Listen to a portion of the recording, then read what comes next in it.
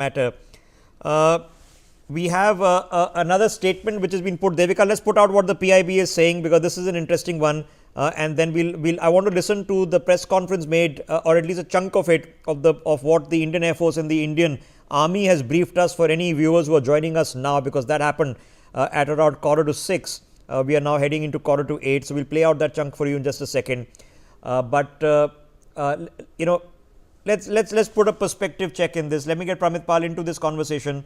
Pramit, now, the Rafales being downed and 5 aircrafts and drones being taken down.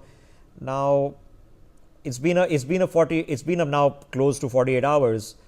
We have no news that we have lost several aircraft, certainly at this stage. There might have been dogfights, they might have shot at each other, but there is no information of aircraft from either side having been shot down at this point of time. So what was the Pakistanis shooting loose? A defense minister making statements like this?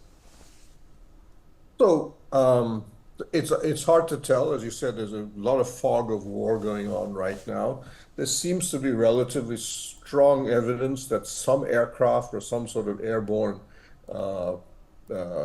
devices fell from the sky in a number of places, in Bathinda and Punjab and so on. The nature of those machines, what brought them down, seems to be very unclear. Pakistan, as you've mentioned, has said they claim to have shot down 5. Some Western press has said at least 3 Indian airplanes were downed. We don't really know. And my understanding is, for the time being, both sides seem to have imposed a blanket ban on any conversation about what they have lost and what they have hit, other than the public statement. That's kind of normal when your conflict is still ongoing. So we'll find out very soon. All right. I don't. Yeah. Go ahead, Pramit. Go ahead. Sure. Yeah, you're making a point. Go ahead. So I was just saying that I don't think it really ultimately matters. The bean counting of how many aircraft you shot and didn't shoot down fundamentally doesn't make any serious difference in the strategic calculus. I think for Pakistan, the story is simple. You have either you lost control or you instigated a terrorist attack that went well beyond the parameters of what India has accepted in the past. We've accepted attacks on security personnel in Kashmir at a certain limited level. You carried out, you allowed an organization that you promote to carry out a terrorist attack against civilians in which Hindus were selected. And there's going to have to be a punishment for this. And you're doing this at a time when you're economically unbelievably weak. So you may or may not have gotten some slight advantage on the technical side and in the fighting. That's not unknown. But in the long run, I think Pakistan recognizes one thing: it is reasonably isolated. Even China, their main ally, has basically signaled, please de-escalate and end this as quickly as possible.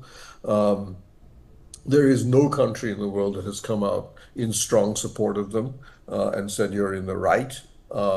You mentioned Malaysia. Malaysia has traditionally been a very strong supporter of Pakistan on issues like Kashmir, and they're basically saying, Pakistan, please stop this. So you're not getting any international support. Okay. You're heading for an IMF loan. And finally, and I stress this very importantly, India has now basically laid out what will be a major economic war or economic squeeze point for Pakistan, which is the suspension of the Indus River Water Treaty. We've already seen even the minimal action that India has already taken. You've seen the Pakistan Indus Waters Commission admit that the Chenab is now down 20% from what it was. The early Kharif crop may be losing 7% of its harvest this year. In the winter time, when there is very little water, and the canals and the tributary dams that India has built, even though very limited in capacity, if we can divert even 10% of the water that Pakistan would normally got, their winter crop is effectively going to be severely damaged. For a country that is right on the threshold of economic collapse, this is not very good news. Okay, all right, stay with me.